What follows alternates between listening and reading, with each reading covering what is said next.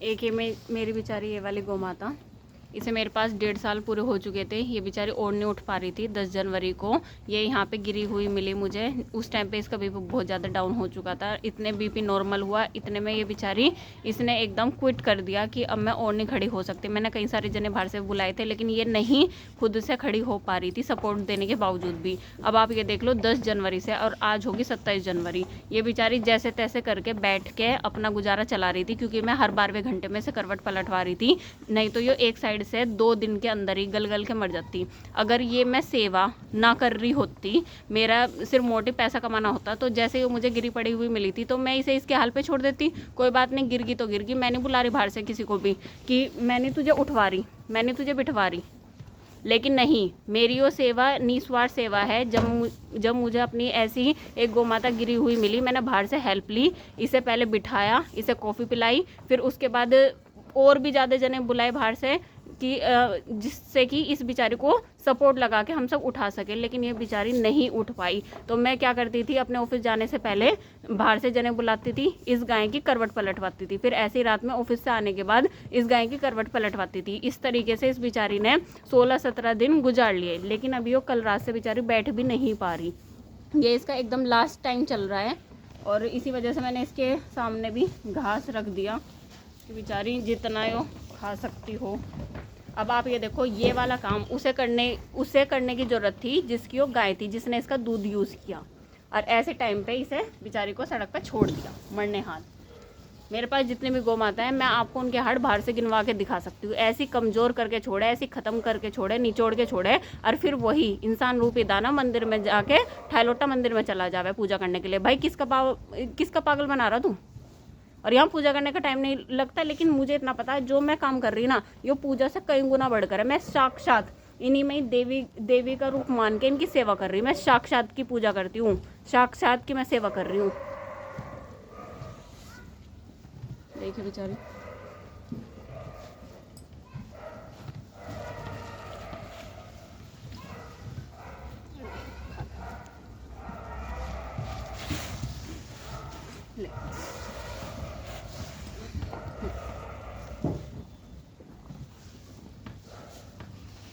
हाँ, बेचारी कभी भी अपने प्राण छोड़ सकती है।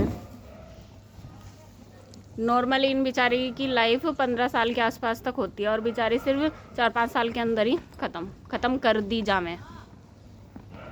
और आप ये देखो, इस सब में शामिल होती है औरतें इसमें बहुत ज़बरदस्त तरीके से शामिल है। अगर किसी के घर में एक गाय भी है ना, जब वो दूध देना बंद कर देती है ना, एक औरत ही उसे बाहर सड़क का रास्ता दिखा देवे। मतलब इतनी हरामखोर औरतें हो रही। तुम्हें यूं नहीं दिख रहा जैसी तुम फीमेल हो, वैसी ये बेचारी भी तो फीमेल है। तुम्हें कोई सड़क का रास्ता दिखा दे तो तुम क्या करोगी फिर? ऐसी हरामखोर औरतें हो रही। मतलब हर चीज़ें बस अपने लिए चाहिए ये बेचारी। मतलब मुझे ताज्जुब इस चीज़ का है, मैं तो अभी मैरिड नहीं हूँ, मेरे कोई बेबी भी नहीं है, फिर भी इन बच्चों की सेवा करते करते मेरे अंदर जो ममता आई हुई है, मैं सोचूं, मैंने कहा भाई ये ममता कितनी अच्छी चीज़ है। मतलब जो किसी का पालन पोषण करने के काम आती है, उसी ममता से हम पालन पोषण कर सकते हैं किसी बच्चे का। और वो ममता मैं फीमेल में देख ही नहीं रही। मतलब हद ही होगी। मतलब तुम राक्षस नहीं हो क्या कि जो तुम दूसरी फीमेल का दर्द नहीं समझ सकती?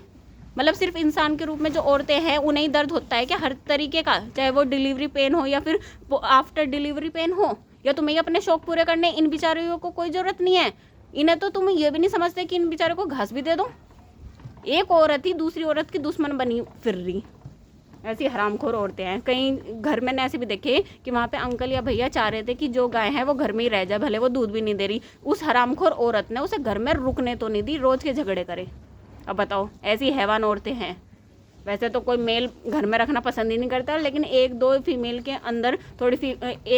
अंदर थोड़ी बहुत फीमेल की रेस्पेक्ट हो कि ये बेचारी गाय अब बूढ़ी होगी कहाँ जाएगी, तो उसने कोशिश करी। तो 2 घर मैंने अब तक ऐसे देख लिए कि उस फीमेल ने रोज़ के झगड़े करे अपने पति से या अपने भाई से या जिससे भी। किसे बाहर निकाल दे, हमारे बस की नहीं करना, इसका गोबर उठाना, इस सड़हैंद को पालना। ऐसी हरामखोर औरतें हो रही। मैं तो सही में बताऊँ ना, अगर मैं वो सेवा स्टार्ट करती हूँ, मुझे तो किसी का कुछ ना पता चले ना। कैसी हरामखोर औरतें हो रही। बाहर से देखने में ऐसे लगे हैं जैसे कितनी बड़ी साधु संत हैं, ये मंदिर जा रही, पूजा कर रही है, अच्छे से बोल रहा है, लेकिन बहुत हरामखोर औरतें हैं। इतना मैंने अपने एक्सपीरियंस से देख लिया।